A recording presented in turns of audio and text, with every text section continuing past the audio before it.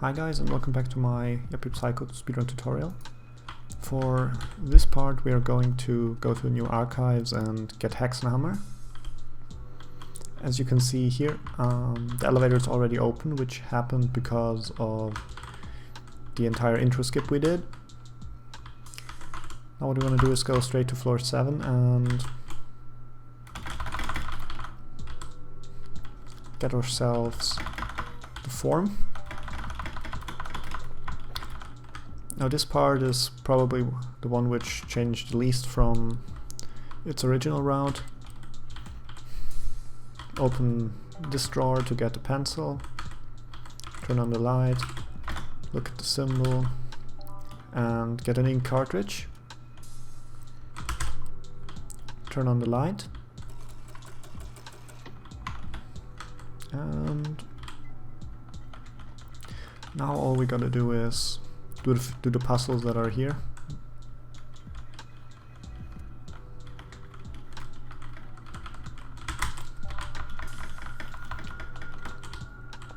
Okay, so the way to optimally open those things is just walk down, press right and split.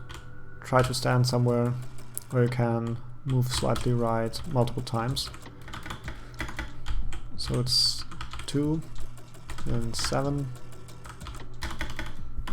And then for the last one you want to first look up here and then start moving them, because otherwise you would lose some time.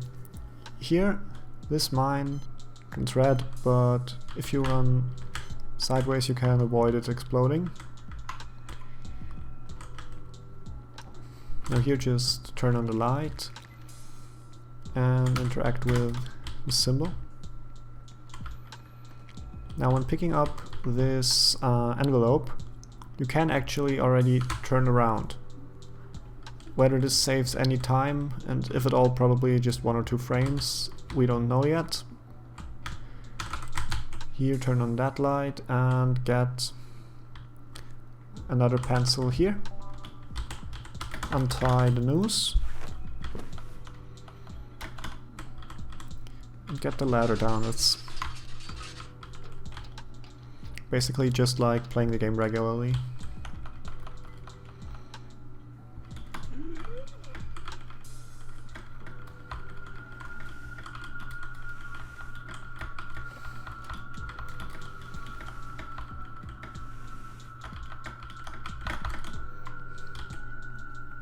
Now here what we're going to do is turn on the light, just shove this a bit, get the sign, get the witch paper, and insta-go in there.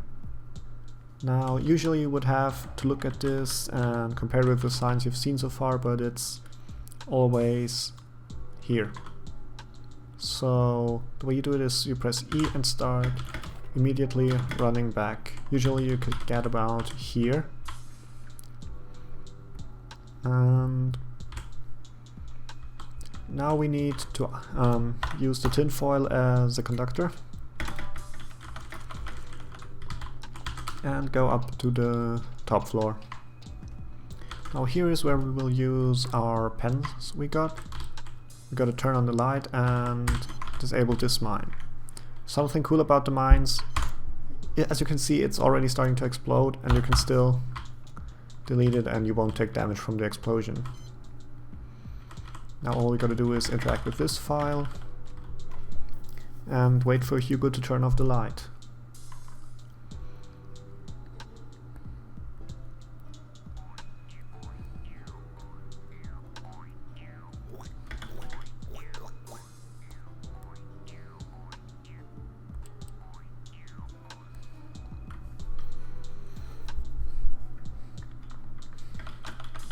Now what you want to do is move slightly downwards and then start sprinting.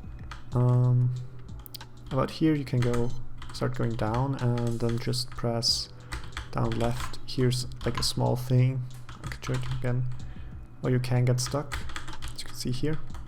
So if that happens, just shortly press right and it should work again. Now for the last thing we need to go in here and listen to a tape.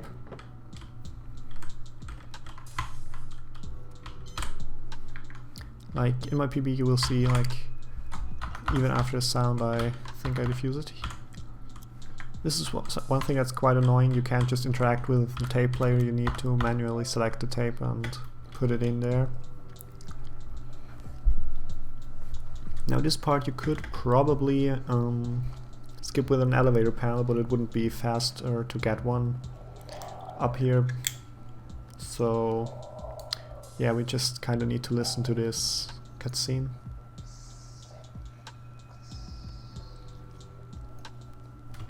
This is probably the most boring part of the run in terms of explanations, as it's basically just the vanilla game.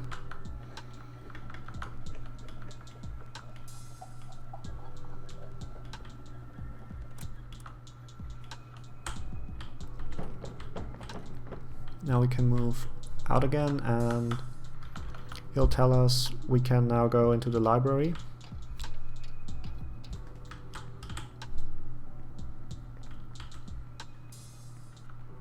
For now we are just going to ignore that printer, but it will become important later.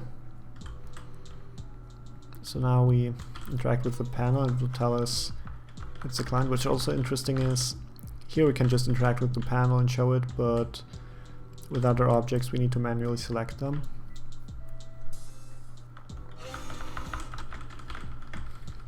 Okay, here's a short cutscene, which we just need to mash through and get straight to Syntranet.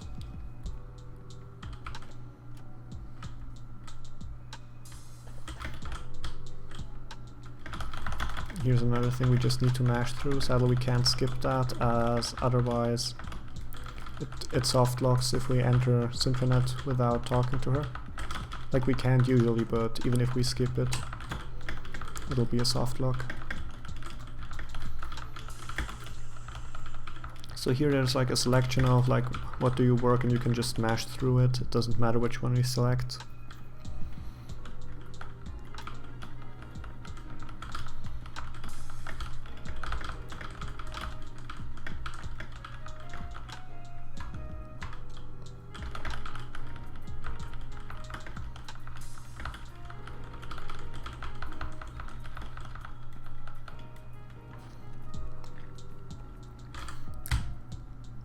Now here, as you can see, you can still move a bit before he starts wondering where Sintra is, and this is something we want. If we enter a cutscene, Brian will move to a certain spot, but he won't run, he'll just walk there. So what we want to do is we want to minimize the amount of time it takes for him to walk somewhere. So where we want to position ourselves for this cutscene is here on this tile. We just, well, I made a mistake. We wanted one more tile, like 3 from the left side, and position ourselves there, and then just mash. And what we need to be careful though is if we mash too hard, we might press this, and then we need to listen to another text box. But instead, what we want to do is just hit up and leave. Now we can go straight back to the library, and this is where it will actually get interesting. Here also just hold down and you'll get the form about at the water cooler.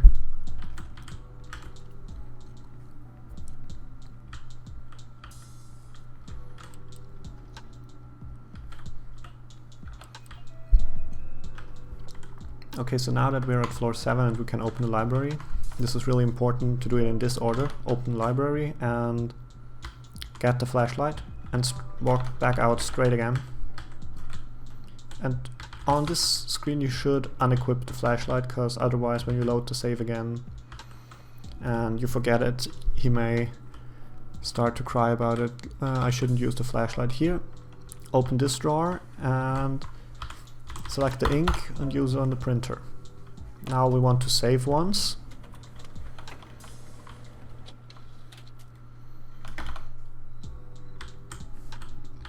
And now we need to do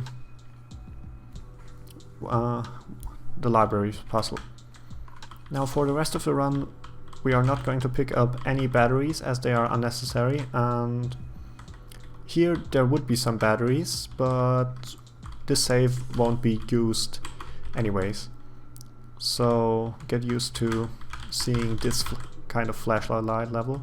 So here you want to do is pick up the red book and run over here to the 2, put the red book in, then take a turn for the left and push that down. It doesn't matter how far you necessarily push it, but it should be that you can run into it from here.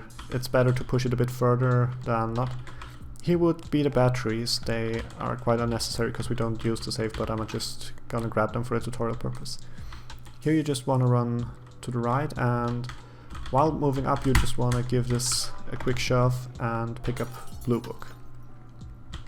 Blue book goes to the 8. Then we want to pick up the green book, which will go to the 12. And finally the yellow book, which I think, yeah, 13. Yeah, there's some manuing involved here. Like usually you would have to look at this picture and move the owls to see all of the images to know where to place them, but you can just memorize it. It's actually a really cool puzzle. Then you just want to click on this. And now there's another thing coming up which has some version differences. Sadly on Steam database there are no longer any versions where there is not this mine, but in earlier versions there wasn't. Usually you don't need to mind about it, because even if you take damage now it really doesn't matter because we don't use the save for the rest of the run. But ideally you want to shove this card and then just keep running so you get a slight damage boost. Whether or not this is actually faster than the original where there was no mine, I don't know, but it's at least the fastest version to pass the mine. Now here is the Hexenhammer, and usually taking it and then leaving again would trigger a boss fight, which is a bit hard and wastes a lot of time. So we are going to warp the Hexenhammer to the save we created earlier. Here, for the sake of the tutorial, and I'm going to create an extra save in case I miss it, and for the first few runs you should definitely do this as well, because otherwise you can just reset, because it would lose too much time. But ideally you wouldn't.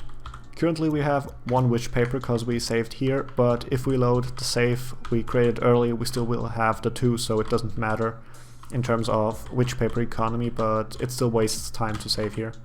So what you want to do is you want to position yourself in front of the book, press either K or escape, and load the office save load the archive save you created, and start mashing E.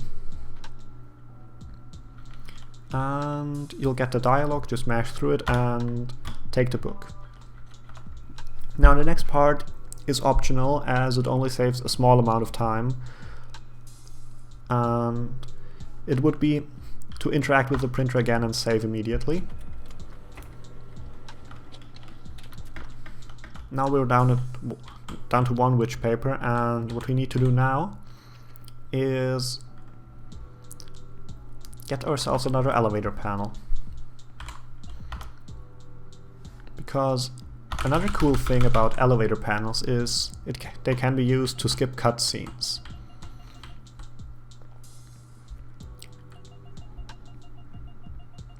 Now what we're going to do is go straight down to floor 5 and go straight into Syntronet.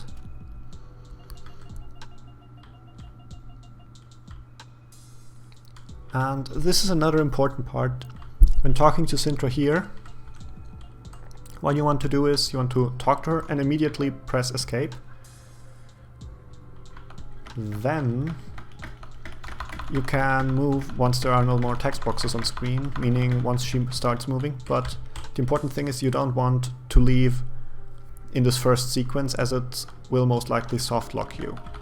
So what this means is you need to wait until this happens, until she moves again, so you can leave. Otherwise you would be stuck in an eternal walking upwards loop, which would softlock the game. So this is it for part 2, and I hope you tune in again for part 3.